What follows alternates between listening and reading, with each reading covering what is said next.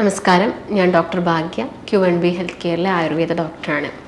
Acidity മൂലം ബുദ്ധിമുട്ടുന്ന ഒരുപാട് ആളുകളുണ്ട്. അതായത് എന്ത് കഴിച്ചാലും പുളിച്ച് തേട്ടി വരിക, ഒരു ഭക്ഷണവും കഴിക്കാൻ പറ്റുന്നില്ല, അല്ലെങ്കിൽ വെള്ളം കുടിക്കുമ്പം നെഞ്ചത്തുനിന്ന് ഭയങ്കര എരിച്ചിൽ വരിക. ചില ആളുകൾക്ക് എന്ത് ഭക്ഷണം കഴിച്ചിട്ടും അവർ തടിക്കുന്നില്ല, ഒരുപാട് കാലമായിട്ട് അവരെ ശരീരം ഇങ്ങനെ തന്നെയാണ്, അല്ലെങ്കിൽ പെട്ടെന്ന് തടിച്ചുകൊണ്ടിരുന്ന ഒരാൾ മെലിഞ്ഞു പോവുക, അങ്ങനെയുള്ള ഒരുപാട് കംപ്ലയിൻറ്റ്സ്, അല്ലെങ്കിൽ ഇടയ്ക്കിടയ്ക്ക് വായ്പുണ്ണ് വരിക, ഇതൊക്കെ പറഞ്ഞ് ഒരുപാട് പേഷ്യൻസ് നമ്മളെടുത്ത് വരുന്നുണ്ട്. ചില ആളുകൾ പറയുന്നൊരു കാര്യമാണ്, അവർ മെഡിസിൻ കഴിക്കുന്നുണ്ട്, ഇപ്പം ഷുഗറിനാണെങ്കിലും കൊളസ്ട്രോളിനാണെങ്കിലും ഒക്കെ മെഡിസിൻസ് കഴിക്കുന്നുണ്ട്. അങ്ങനെ മെഡിസിൻസ് കഴിക്കുന്നതുകൊണ്ട് തന്നെ അവർ ആദ്യം ഒരു ഗ്യാസ് വരാതിരിക്കാൻ അല്ലെങ്കിൽ അസിഡിറ്റി വരാതിരിക്കാൻ ഒരു ടാബ്ലറ്റ് കഴിക്കുന്നുണ്ട് എന്നുള്ള കാര്യം. അതായത് ഇങ്ങനെയുള്ള കണ്ടീഷന് വേണ്ടിയിട്ട് ഒരുപാട് കാലമായിട്ട് മെഡിസിൻസ് എടുക്കുന്ന ആളുകളുണ്ട്, ഇപ്പോഴും എടുത്തുകൊണ്ടിരിക്കുന്ന ആളുകളുണ്ടായിരിക്കാം. അങ്ങനെയുള്ള ഒരുപാട് ആളുകളുണ്ട്. അപ്പം ഇങ്ങനെയുള്ള ആളുകൾ മെയിനായിട്ടും ശ്രദ്ധിക്കേണ്ട കുറച്ച് കാര്യങ്ങളുണ്ട്. എല്ലാ കാലവും അവർക്ക് ഈ മെഡിസിൻസ് എടുക്കണോ, അല്ലെങ്കിൽ അവരെന്തെങ്കിലും ഭക്ഷണത്തിൽ മാറ്റങ്ങൾ വരുത്തിയാൽ ഇതൊക്കെ ശരിയാവുമോ എന്നുള്ള കാര്യങ്ങളൊക്കെ.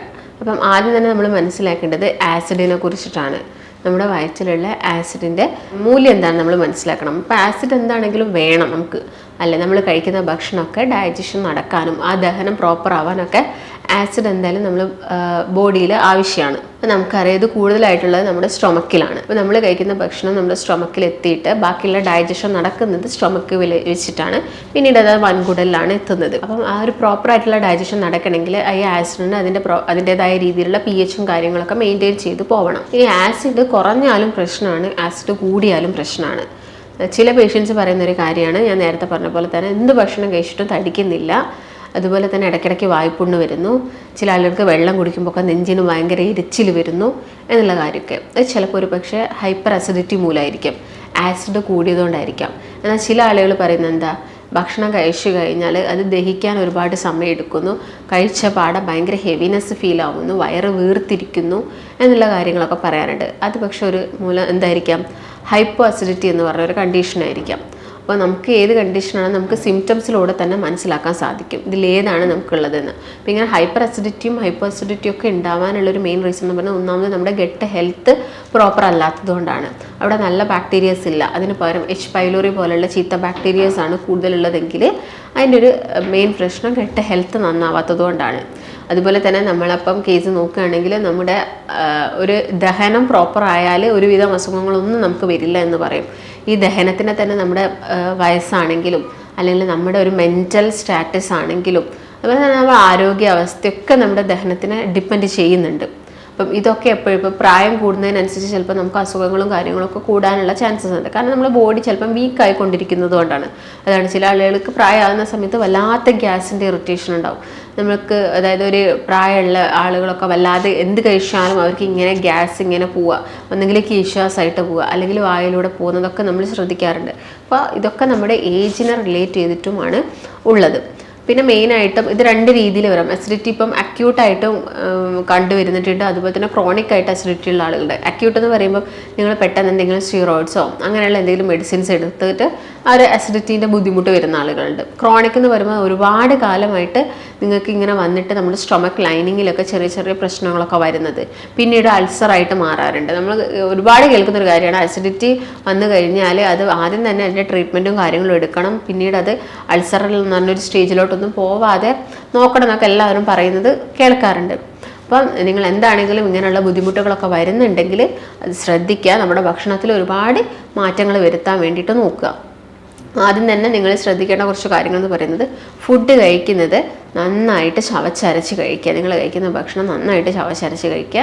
അതുപോലെ തന്നെ നിങ്ങൾ കഴിക്കുന്ന ആ ഒരു ഗ്യാപ്പ് എന്ന് പറയുന്നത് എപ്പോഴും ഒരു 6 മണിക്കൂറിനുള്ളിൽ തന്നെ നിങ്ങൾ ഭക്ഷണം കഴിക്കുക. അപ്പോൾ രാവിലത്തെ ബ്രേക്ക്ഫാസ്റ്റ് കഴിച്ച് പിന്നെ നിങ്ങൾ ഉച്ചയ്ക്ക് കഴിക്കണം ഫുഡ്. അതിൻ്റെ മുൻപ് നിങ്ങൾക്കൊരു ടൈം കിട്ടുന്നുണ്ടെങ്കിൽ ഒരു 11 മണിക്കൊക്കെ അങ്ങനെ ലൈറ്റായിട്ട് എന്തെങ്കിലുമൊക്കെ കഴിക്കാൻ വേണ്ടിയിട്ട് നോക്കുക.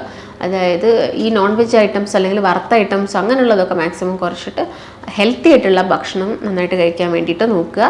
പിന്നെ ശ്രദ്ധിക്കേണ്ടത് നന്നായിട്ട് വെള്ളം കുടിക്കുക, നന്നായിട്ട് ഉറങ്ങുക. ഈ കാര്യങ്ങൾ എന്താണെങ്കിലും ശ്രദ്ധിക്കുക. അതിൻ്റെ കൂടെ തന്നെ നിങ്ങൾ കഴിക്കുന്ന ഭക്ഷണത്തിലാണെങ്കിൽ ഇലക്കറികളൊക്കെ ധാരാളമായിട്ട് ഇൻക്ലൂഡ് ചെയ്യുക. അതുപോലെ തന്നെ ഈ ഫാസ്റ്റ് ഫുഡ്, അതുപോലെ ഈ കെച്ചപ്പുകൾ, ടൊമാറ്റോ കെച്ചപ്പുകളൊക്കെ ധാരാളമായിട്ട് ആഡ് ചെയ്യുന്ന ഭക്ഷണങ്ങളൊക്കെ മാക്സിമം ഒഴിവാക്കാൻ വേണ്ടിയിട്ട് നോക്കുക. അതുപോലെ ആൽക്കഹോൾ കൂടുതലായിട്ട് യൂസ് ചെയ്യുന്ന ആളുകളൊക്കെ ഉണ്ടായിരിക്കും, ഇവർക്കും അസിഡിറ്റി ഒക്കെ ഇടയ്ക്കിടയ്ക്ക് വരാം.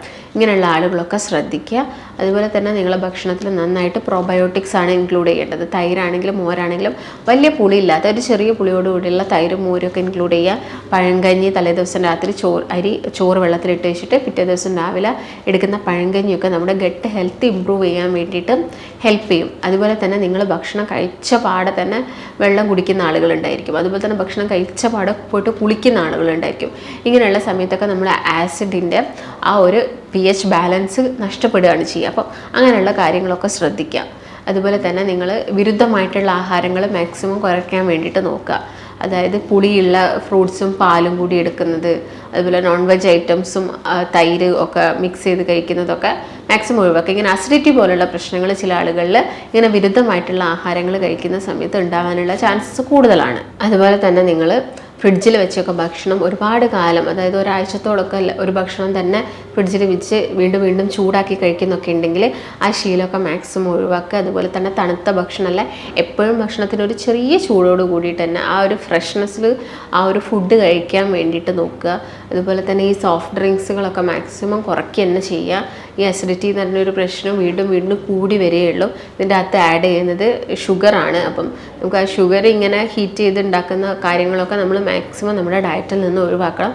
അതിന് പകരം നന്നായിട്ട് വെജിറ്റബിൾസും ഫ്രൂട്ട്സും അതുപോലെ തന്നെ ചെറിയ മത്സ്യങ്ങളും നട്ട്സും ഇങ്ങനെയുള്ള ഹെൽത്തി ആയിട്ടുള്ള കാര്യങ്ങളൊക്കെ നമ്മൾ ഭക്ഷണത്തിൽ ഇൻക്ലൂഡ് ചെയ്യുക. ബേക്കറി ഐറ്റംസ് അതുപോലെ തന്നെ ബേക്ക്ഡ് ആയിട്ടുള്ള സാധനങ്ങൾ അല്ലെങ്കിൽ കൂടുതലായിട്ട് ഈസ്റ്റ് അടങ്ങിയ ഭക്ഷണങ്ങളൊക്കെ നമ്മുടെ ഡയറ്റിൽ നിന്ന് കംപ്ലീറ്റ് ആയിട്ട് അവോയ്ഡ് ചെയ്യുന്നതായിരിക്കും നല്ലത്.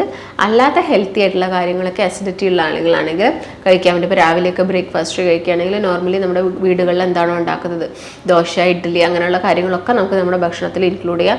പിന്നെ കുറച്ച് മസാല കൂടുതലായിട്ടുള്ള ഐറ്റംസൊക്കെ നിങ്ങൾ ഭക്ഷണത്തിൽ നിന്ന് മാക്സിമം കുറയ്ക്കുക. ഞാൻ നേരത്തെ പറഞ്ഞ പോലെ തന്നെ സംഭാരോ മോരും വെള്ളമോ അതൊക്കെ നിങ്ങൾ ഇടയ്ക്കിടയ്ക്ക് കുടിക്കാൻ വേണ്ടിയിട്ട് നോക്കുക. നിങ്ങൾക്ക് എന്ത് വെള്ളത്തിൻ്റെ കേസ് നോക്കുകയാണെങ്കിൽ ചില ആളുകൾക്ക് ചിലപ്പം ബാർലി വെള്ളം കുടിക്കുമ്പോഴായിരിക്കും കുറച്ചൊരാശ്വാസം കിട്ടുന്നത്, അല്ലെങ്കിൽ സംഭാരം കുടിക്കുന്ന സമയത്ത് കുറച്ചൊരാശ്വാസം കിട്ടും. അതൊക്കെ ശ്രദ്ധിക്കുക. പിന്നെ പുളിയുള്ള ഫ്രൂട്ട്സൊക്കെ വെറും വയറ്റിൽ കഴിക്കുന്നത് മാക്സിമം കുറയ്ക്കുക. അത് കഴിക്കേണ്ട എന്നല്ല, നിങ്ങൾ ഭക്ഷണമൊക്കെ കഴിച്ചിട്ട് കഴിക്കുന്നത് കൊണ്ടൊന്നും വലിയ പ്രശ്നമല്ല. നേരത്തെ പറഞ്ഞ പോലെ വല്ലാതെ നെഞ്ചരിച്ചിലൊക്കെ വരുന്ന ആളുകൾ ഈ കാര്യങ്ങളൊക്കെ ശ്രദ്ധിക്കുക. അപ്പോൾ നിങ്ങൾക്ക് എന്തെങ്കിലും സംശയങ്ങളോ കാര്യങ്ങളൊക്കെ ഉണ്ടെങ്കിൽ താഴെ കാണുന്ന നമ്പറുമായിട്ട് ബന്ധപ്പെടുക. നമുക്ക് മറ്റൊരു നല്ല ഹെൽത്ത് ടോപ്പിക്കുമായിട്ട് വീണ്ടും കാണാം. നന്ദി.